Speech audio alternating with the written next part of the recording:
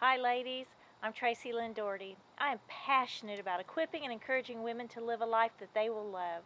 I am terrible at making friends. I love women, I desire friends, but anytime I think about finding a friend, every insecurity I have comes boiling up, screaming ugly things about myself to myself. Insecurity is awful. We'll talk about that in another video. Today I want to share with you 3 reasons why you need friends. Number 1, we were created to be in relationship. It's in our DNA. We are to be in relationship with God and with others. We women like to process life. It's how we solve problems and figure out how to do life. My husband, he's a great listener, but sometimes I can tell he's thinking, haven't we already talked about this? A girlfriend will listen for hours at a time as we approach a concern and issue from every possible angle. We don't need them to come up with a solution. We just need them to listen. In 2001, we had recently moved to Fort Polk. My husband Marshall immediately went to the field for a 3-month training. I was trying to figure out if I should put our 8-year-old daughter in public or private school. A woman I hardly knew called to tell me about a meeting my husband's new unit was having for family members, and I ended up sharing with her my dilemma on what school to send our daughter to. Jana didn't even have children, yet she listened to me for over an hour as I processed everything about that decision. She didn't tell me what to do.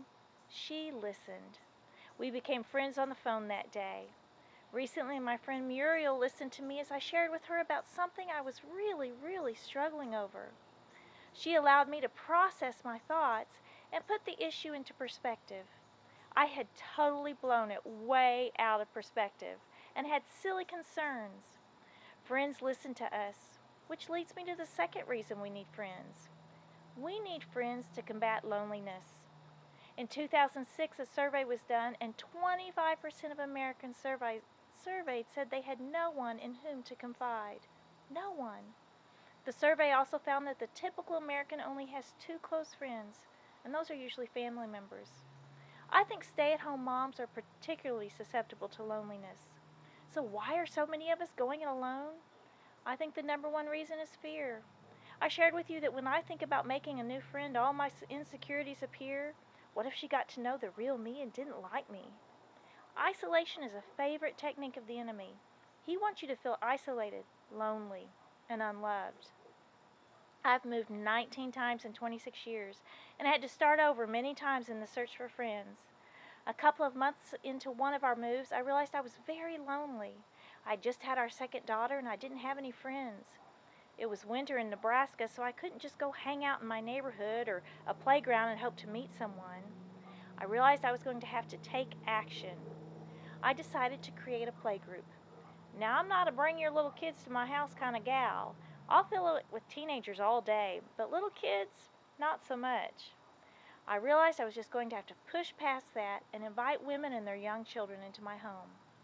I created a very simple flyer telling a little bit about myself, ages of my daughters, and a date and time to show up.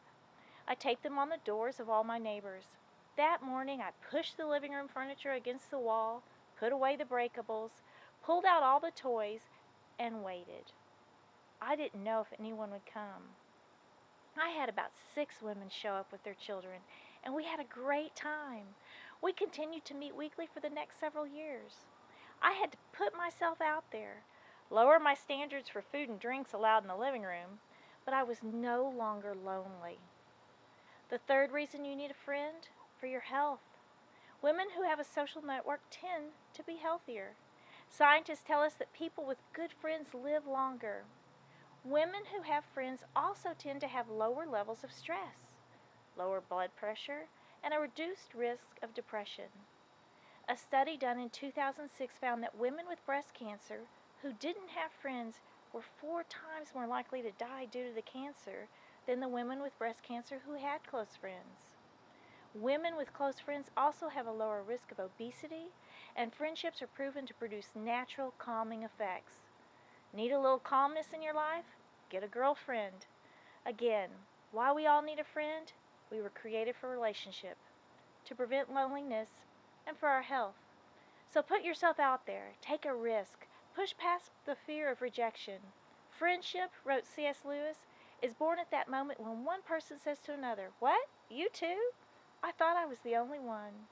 So invite a woman to meet at the park, meet for coffee, or look for a woman's group to join. In the comments below, share how you push past that fear to make a friend. What's a good idea and how to find a friend?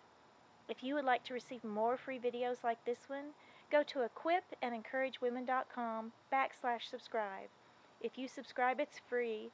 You'll also receive our 16-minute video, Living Your Priorities. Thank you so much for sharing your time with me. All my best to you.